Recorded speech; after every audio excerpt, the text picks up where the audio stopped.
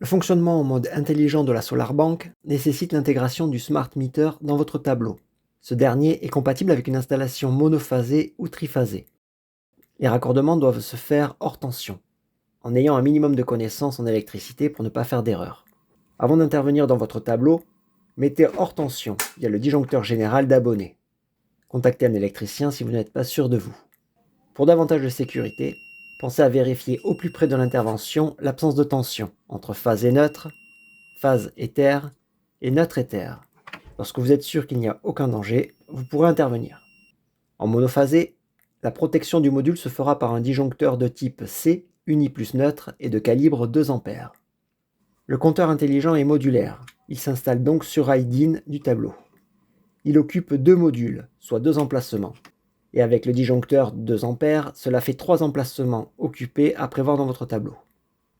En sortie du disjoncteur C2, on a donc le neutre en bleu et la phase en rouge, câblés avec des conducteurs de section 1,5 mm, qui doivent être ramenés au smart meter sur les bornes N pour le neutre en bleu et L1 pour la phase en rouge. Veillez à serrer correctement les vis des borniers et à vérifier la tenue des conducteurs dans ces derniers. Le module aura ainsi son alimentation et la mesure de la tension du réseau. Pour la mesure du courant, j'utilise la pince repérée L1. Les autres pouvant servir à mesurer des circuits annexes, pour le suivi de la consommation ou de la production. Dommage qu'il ne soit pas possible de les séparer. Pour mesurer le courant d'arrivée en provenance du distributeur, je place la pince L1 comme ceci, c'est-à-dire la flèche allant de mon installation vers le réseau Enedis.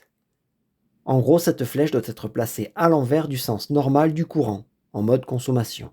L'ensemble de la grappe avec les pinces vient se brancher sur ce connecteur RJ, sous le compteur. Il est repéré CT. On a ainsi la mesure du courant et de la tension. Le compteur pourra faire le produit des deux et déterminer la puissance consommée, ou produite, en watts ou voltampères. Avant de remettre sous tension, pensez à vérifier vos raccordements, qu'il n'y ait pas d'inversion phase neutre, et assurez-vous de la tenue des conducteurs dans les borniers. Refermez votre tableau et remettez sous tension l'installation électrique. Le smart meter doit se mettre à clignoter.